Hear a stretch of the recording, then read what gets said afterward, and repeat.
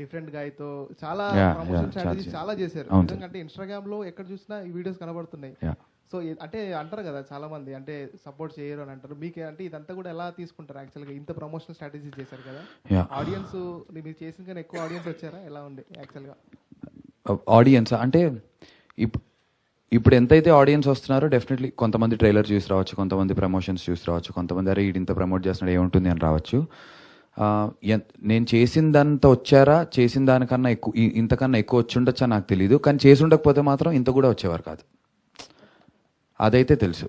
అంతే కదా. ఇప్పుడు అంటే 33% కింద మనం వాటిని బైఫర్కేట్ చేస్తే ట్రైలర్ చూసి 33% వస్తే ప్రమోషన్స్ చూసి 33, ఇంకోటి ఏదో నా మీద ఉన్న గుడ్ విల్కో ఇంకోటి ఏదో ఒకటి ఒక 33% మ్యూజిక్ ఏదో ఒకటి ఉండొచ్చు. సో అవి లేకపోతే ఈ 33కే ఇదవుతుంది కదా. సో ఈ ప్రమోషన్స్ అనేది ఎలాంటిదంటే బ్రో, నేను గోపి గారితో కానీ డైరెక్టర్ గారితో కానీ మా ప్రొడ్యూసర్స్ అందరితో అదే చెప్పాను, మనకి ఏది క్లిక్ అవుతుందో ఏది వర్కౌట్ అవుతుందో నాకు తెలియదు. నేను కూరగాయల మార్కెట్లోకి వెళ్ళి కూరగాయలు అమ్ముతూ చేశాను. అవసరం అసలు ఏంటిది చీప్ ప్రమోషన్స్, అది నాకు చీపా గొప్ప నాకు అది తెలీదు. నా సినిమా అందరికీ తెలియాలి, దానికోసం నేను ఏదైనా చేస్తా. నాకు ఒక అది ఎలా అంటే నాకు Virat Kohli inspiration bro. Team అందరు బాగా ఆడిన రోజున టీం గెలుస్తుంది, టీం బాగా ఆడకపోయినా విరాట్ కోహ్లీ సెంచరీ కొడతాడు. అలా నేను నా టీం అందరు బాగా చేస్తే సినిమా 100 కోట్లు కొడుతుంది, టీం బాగా చేయలేకపోయినా నేను 100 కొట్టాలి. సో నా 100 నేను కొట్టాలి అనేటువంటి ప్రయత్నంలో 24 నా ఫోకస్ ఒకటే, నా బ్యాటింగ్ నేను గట్టిగా ఆడేయాలి, నేను 6లు కొట్టాలి, నేను సెంచరీలు కొట్టాలి, నా టీం కోసం నేను ముందు ఆడతా. నాతో పాటు నా టీం అంతా ఎంత పనిచేస్తుంది అనేది ఇంకా వాళ్ళ ఆ పాయింట్లో వాళ్ళ మైండ్ సెట్ ఎంత ఉంది, వాళ్ళ స్కిల్ ఎంత ఉంది అనేది అది డిపెండ్స్ ఆన్ దెమ్. సో అంతే, నేను being a Virat Kohli's fan probably అక్కడి నుంచి నేర్చుకుని నాకు అది అంటే అది ఏదో కాన్షియస్గా చేసేది కాదు, అది ఇట్స్ జస్ట్ దేర్ నాకు మెంటలీ దట్ నా టీం కోసం నేనైతే ఫస్ట్ నుంచి బ్యాటింగ్ చేయాలి, నేను అవుట్ అవ్వకూడదు, నేను సెంచరీ కొట్టిన తర్వాతే గ్రౌండ్ బయటికి వెళ్ళాలి. సో నా సెంచరీ కొట్టే ప్రయత్నం నా ప్రతి సినిమాకి చేస్తాను, నెక్స్ట్ వచ్చే సినిమాలకు కూడా చేస్తాను.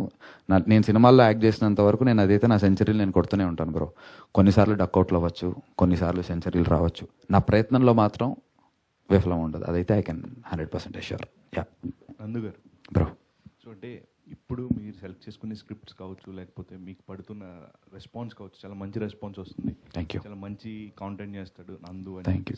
ఓవరాల్ ఇంత జర్నీ ఉంది, like about 19 years of journey ఉంది. యా.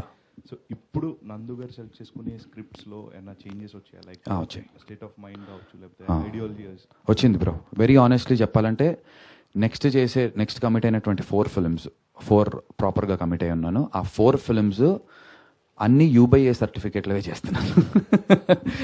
నేను తీసుకునేటువంటి డెసిషన్ అది. ఎందుకంటే ఇప్పుడు అగ్లీ స్టోరీ ఉందంటే దీనికి ఒక నీష్ ఆడియన్స్ ఉంటారు, ఆ జాన్రా స్పెసిఫిక్ ఆడియన్స్కి విపరీతంగా నచ్చుతుంది. ఆ జాన్రా స్పెసిఫిక్ ఆడియన్స్ కాని వాళ్ళకి ఏంటి ఇంత వేగా ఉంది సినిమా అనిపిస్తుంది. లేదంటే సైక్ సిద్ధార్థ అయినా కూడా అంతే, అదొక జాన్రా స్పెసిఫిక్. సో నేను జాన్రా స్పెసిఫిక్ సినిమాలు కాకుండా ఫ్యామిలీ అందరూ చూసే సినిమా చేయాలి అనేటువంటి ఒక డెసిషన్ తీసుకున్నాను. సో నెక్స్ట్ చేసినవన్నీ కూడా లైట్ హార్టెడ్ కామెడీస్ ఆర్ ఒక సిన్సియర్ సింపుల్ గుడ్ యూ సర్టిఫికెట్ల కోసం ట్రై చేస్తున్నాం. ఏదో ఒక చిన్న దీనివల్ల చిన్న ఫైట్ సీక్వెన్స్ ఉన్నా మనకి UBA పడిపోతుంది. మ్యాక్సిమం నెక్స్ట్ 4 సినిమాలు అయితే UBA సర్టిఫికెట్లు బ్రో, అదైతే కన్ఫర్మ్. నెక్స్ట్ 3 monthsలో అనౌన్స్ అవుతుంది, సారీ 2 monthsలో వచ్చేస్తుంది నాకు తెలిసి. సో నా డెసిషన్ అయితే అది, but in a positive way. I'm very happy doing this. కానీ జాన్రా స్పెసిఫిక్ 100 మందిలో ఇలాంటివి ఈ జాన్రాకి ఆడియన్స్ చాలా లిమిటెడ్ ఆడియన్స్ ఉన్నారు, కానీ ఆ లిమిటెడ్ ఆడియన్స్కి మాత్రం 100కి 100% నచ్చుతుంది.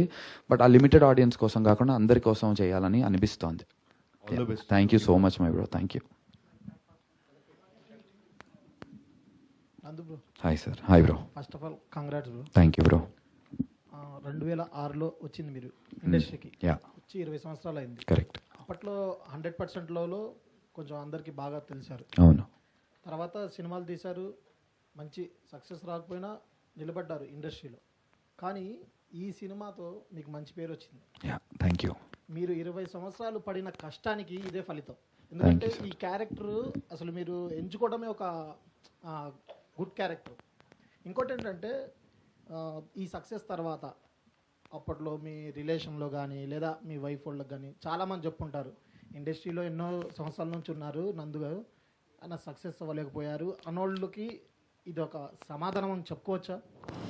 Thank you for asking this. మీరు చెప్పాలి సార్, సమాధానం అని చెప్పుకోవచ్చా? ఇంకా ఇలాంటి సమాధానాలు చెప్తూనే ఉండాలా? నాకు తెలియట్లేదు, మీరే చెప్పాలి. నిజంగా నాకు తెలియట్లేదు.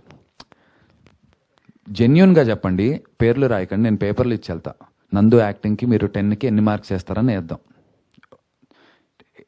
మీ ఎవరు ఇచ్చినా చిట్టీలు వేసి చూద్దాం. అదే 10కి పోనీ 100 మార్క్స్కి ఎన్ని వేస్తారని ఇస్తాము. ఎవరు పేర్లు వేయకండి, అందుకే 100 ఎంత వేస్తారో చూద్దాం. ఒకవేళ అందులో మ్యాక్సిమం పర్సెంటేజ్ 8 డిస్టింక్షన్లో ఉన్నాయనుకోండి, సమాధానం అయ్యి ఉండాలి. కాదు అంటే నేను ఇంకా ఎగ్జాములు రాయాలి, ఇంకా పాస్ అవ్వాలి, ప్రూవ్ చేసుకోవాలి. నాకైతే అలవాటు అయిపోయింది సార్, నన్ను నేను ప్రూవ్ చేసుకోండి. అది మొన్న నాకు ఇన్స్టాగ్రామ్లో ఒక రీల్ వచ్చింది. నేను ఎంత టచ్ అయ్యానంటే ఎమోషనల్గా ఫీల్ అయ్యాను. ఒక అతను శివలింగం దగ్గర కూర్చుని నువ్వేంటై శివుడిని అడుగుతున్నాడు, నా గురించి అడుగుతున్నాడు. ఒక రీల్ అతను నన్ను పర్సనల్గా తీసుకుని అటాచ్ అయిపోయాడు. ఏంటి శివయ్య కష్టపడుతున్నాడు, నువ్వు ఎందుకు వాడికి అంత కష్టపడుతుంటే ఏమని శివుడిని అడుగుతున్నాడు ఒక అతను కూర్చుని. నాకు అసలు నేను చూసి నేను చాలా మూవ్ అయిపోయాను. అతను పెట్టా, భయ్య ఒక్కసారి నిన్ను కలవాలని ఉంది అంటే. ఇంట్లో వాళ్ళు కూర్చుని పూజ చేసి మా కొడుకో నా అన్నకో నా మొగుడికో హిట్ ఇవ్వండి లాగా అతను నాకు ఎవరో తెలియదు అసలు. ఆ మనిషిని ఇన్స్టాలో రీల్ వస్తుంది. మరి అది ఏం చేస్తే ఇంకా ఇప్పుడు అసలు ఈ క్వశ్చన్ అడగటమే అంటే నేను ఇంకా సమాధానం ఇవ్వనట్టు. నాకైతే ఇంకా ఇవ్వాలి. నేను మీకు ఈ క్వశ్చన్ వచ్చిందంటే సమాధానం ఇవ్వనట్టే. సో ఖచ్చితంగా ఇంకా సమాధానం ఇవ్వాలి నేను. లేదు బ్రో, 100కి 100% మీరు తీసుకున్న క్యారెక్టర్లో కానీ బ్రో దీంట్లో చేసిన క్యారెక్టర్ అయితే బ్రో నాకు 100% నచ్చింది. Love you bro, thank you. ఎరగని విధంగా ఉంది ఇది. Thank you bro. దీంతో నందు గారు హీరో అని చెప్పి ఒక ముద్ర కూడా పడుతుంది ఇంకా. Bro thank you so much bro. Thank you bro, చాలా చాలా చాలా థ్యాంక్ యూ బ్రో. నందు గారు బ్రో సార్, ఈ లాస్ట్ 3-4 మూవీస్ నుంచి చాలా రియాలిటీకి దగ్గరగా అంటే రియాలిటీలో ఉన్నట్టు అనిపిస్తున్నారు బాగా. అసలు ఈ రియలైజేషన్ ఎలా వచ్చింది ఏంటి?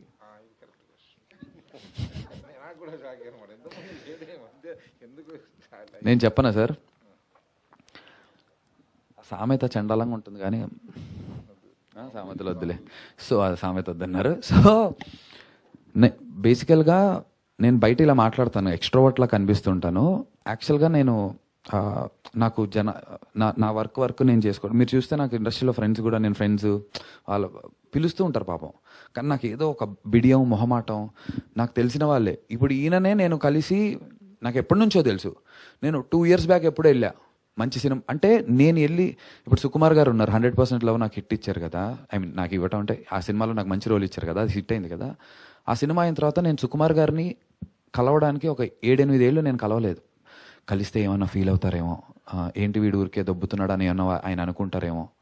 ఆర్ నేను దేవకట్ట గారితో పనిచేసి ఆటోనగర్ సూర్యకి, ఆయన నా గురించి చాలా చోట్ల చాలా బాగా చెప్పారు.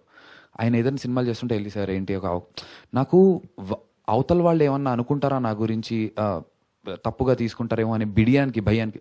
బోయపాటి శ్రీనివాస్ గారితో చేశాను, జైజానికి నాయక మంచి రోల్ ఇచ్చారు, ఆయనని కలవలేదు. రామ్ గోపాల్ వర్మ గారిని, ఎవరిని నేను ఒకసారి పనిచేసిన తర్వాత మళ్ళీ పనిచేసిన వాళ్ళని కూడా కలవడానికి మొహమాట పడిపోతూ ఉంటా. కానీ నాకు అర్థమైంది ఏంటంటే మొహమాటాలకి వెళ్ళి మనం తెచ్చుకోకూడదు. అర్థమైంది కదా సామెత. సో అస్సలు మొహమాట పడకూడదు. ఇక్కడ మనకి నచ్చింది మనం చెప్పాలి. ఒకడిని మోసం చేయట్లేదు, ఒకడిని ఇబ్బంది పెట్టట్లేదు, నొప్పించట్లేదు. నేను ఒక పని చేశాను, ఈ పని గురించి చెప్పాలి, ఆర్ నాకు పని కావాలి అని డైరెక్టర్లను కలవటంలో తప్పులేదు. సుకుమార్ గారు ఒకరోజు నన్ను రంగస్థలం అప్పుడు కలిసా, రాస్తున్నారు. అక్కడెక్కడో ఒక సేమ్ ప్రెస్ మీట్లో వెళ్తే, నేను కూడా వెళ్తే గెస్ట్గా, ఆయన కలిసి ఏంట్రా అసలు రేపు వచ్చి నువ్వు నన్ను పొద్దున్న కలువు అంటే, ఆయన ఎక్కడైతే ఒక కూర్చుని రాస్తున్నారో అక్కడికి పిలిస్తే వెళ్ళా. ఆయన నాతో ఒక మాట అన్నారు, నువ్వేమన్నా మహేష్ బాబు అనుకుంటున్నావా నేను గుర్తుపెట్టుకోవడానికి అన్నారు. అవును సార్, కాదు అన్న. మాకు 1,00,000 పనులు ఉంటాయిరా, నాకు నీ మీద ఒక ఇంప్రెషన్ ఉంది. నువ్వు గుర్తు రావాలి అంటే నాకు 1000 పనుల్లో ఉన్నాయి. ఈ పనుల్లో నేను నీ మీద ఫోకస్డ్గా ఎందుకు, నువ్వు అప్పుడప్పుడు కనిపిస్తుండు. నేనే కదా, నువ్వు నన్ను సార్ అంటావు, నన్ను ఒక టీచర్లా చూస్తావు కదా. ఒక టీచర్ స్టూడెంట్ని తిట్టాను అనుకో, ఒకవేళ తిడితే పడు, ఏమవుతుంది? కనిపిస్తూ ఉండు, డైరెక్టర్లను కలువు, కనిపిస్తూ ఉంటే నీకు అరే అవును మనోడు ఉన్నాడుగా, వీడితో ఇదేం చేయొచ్చు అని ఒక ఫీలింగ్ క్రియేట్ అవుతుంది. చేయకపోయినా పర్లేదు, బట్ అట్లీస్ట్ ఆ ప్రాబిలిటీ ఎరైజ్ అయ్యేలాగా నువ్వే చేసుకోవాలి, రైజ్ అవ్వాలి అది అని చెప్పారు. నాకు అది చాలా స్ట్రాంగ్గా పడింది. అప్పటి నుంచి నేను ఫిక్స్ అయ్యా, ఓకే అంటే ఇన్ టర్మ్స్ ఆఫ్ ప్రమోషన్స్కి కానీ సినిమాలు కానీ మన వర్క్ గురించి మనం చెప్పుకోవటంలో కానీ అవతల వాళ్ళ వరకు వెళ్ళటంలో తప్పు లేదు, ఖచ్చితంగా చేయాలి. మనం ఇలానే ఉంటే కనుక మ్యాటర్ వర్కౌట్ అవ్వదని చెప్పి రియలైజ్ అయ్యాను. ఆ రియలైజేషన్తో వచ్చినటువంటి చేంజ్ అనుకుంటున్నా bro. Thank you bro, wow, means a lot. Hi bro. Thank you for a great message. మనోడు సినిమా చూసి చాలా యా ఎమోషనల్. మనోడికి ఏ కార్తీకో గౌతమ్ అయి ఉంటాడు, రెండిట్లో ఒకటి కన్ఫర్మ్. కార్తీక్ అన్న అది పని మనిషిని ఒక సీన్ ఉంటుంది, కొట్టేసి కిచెన్ లో కొట్టేసి. అవును. అది మీది కథ లేదు అది కథలు రాసింది దాన్ని కామికల్గా చేయాలనేటువంటి అలాంటి పర్ఫార్మెన్స్ ఇంప్రొవైజేషన్స్, కానీ సీన్ వాజ్ ఆల్వేస్ దేర్. అమ్మాయి దోసలే ఆ డైలాగ్ కూడా ముందు నాకు చాలా ఇష్టమైన డైలాగ్. నీ యూట్యూబ్ వంటల వల్ల నేహ ఆరోగ్యం పాడైపోతుంది అని చెప్పి అమ్మాయిని తిడతాడు. అండ్ ఇంకొకటి, ఒక డాల్ ని హ్యాంగ్ చేసినప్పుడు ఆ సీన్ పర్టికులర్ చాలా అంటే మీ ఇంటెన్స్ కనపడింది. సో ఆ సీన్ గురించి ఏం చెప్తారు అసలు? ఆ సీన్ గురించి ఆ సీన్ని చాలా పర్టికులర్గా హోంవర్క్ చేసి 1-2 సార్లు టైం తీసుకుని చేసినటువంటి సీన్. దాని గురించి డైరెక్టర్ గారు చెప్తారు. అది అంటే ఫస్ట్ అంతా తన లైఫ్లో ఎవరు లేకపోవడంతో ఆ బొమ్మ ఒకటే ఉండేది. మళ్ళీ ఎప్పుడైతే ఆ అమ్మాయి లైఫ్లోంచి వెళ్ళిపోయిందో మళ్ళీ తను చిన్నప్పుడు స్టేజ్కి వెళ్ళిపోయాడు అనమాట. ఫస్ట్లో అసలు ఎవరు లేనప్పుడు ఎలా ఏ స్టేజ్లో ఉన్నాడు. సో అందుకని చెప్పి మళ్ళీ ఆ బొమ్మను తీసుకొచ్చాడు. సో అప్పుడు ఏంటంటే తనకున్న యాంగర్ దాంతో ఆ ఉరేయడం, దాని మీద కత్తితో పొడిచి మాట్లాడడం, తనకున్న దాన్ని అదంతా బొమ్మతో మాట్లాడుకునేలా డిజైన్ చేశాను అనమాట. అలా. సో దీనికి సీక్వెల్ ఏమన్నా ఉంటుందా? సీక్వెల్ ఏమి ఉండదండి, ఉండదు. స్టోరీ 2 లాంటిది ఏమన్నా? కానీ ఒకటైతే చెప్పాలనుకున్నా, నా పర్ఫార్మెన్స్ గురించి మీరు అందరు ఇస్తున్నటువంటి క్రెడిట్స్కి 95% అందులో నేనైతే డైరెక్టర్కే ఇస్తాను. 95% క్రెడిట్, నాట్ నాది 50%, డైరెక్టర్ 50% కాదు. 95% క్రెడిట్ ప్రణవ్ స్వరూప్ గారిది అగ్లీ స్టోరీలో కార్తీక్ పర్ఫార్మెన్స్కి. ఎందుకంటే పిండికి తగ్గ రొట్టె ఏదో అంటారు కదా, ఏదో అలా నేను సేమ్ అదే పిండిని నాతో రోటీ చేస్తారా మాడిపోయిన అట్టేస్తారా అనేది డైరెక్టర్ల చేతుల్లో ఉంది. ఈయన ఒక మంచి రోటీ తయారు చేశాడు, చక్కగా మంచి డిష్ తయారు చేశాడు. ఈయన నాతో చేయించుకున్నట్టు ఎంత పర్టికులర్గా చేయించేవారంటే అసలు మొహమాటం లేదు మనిషికి.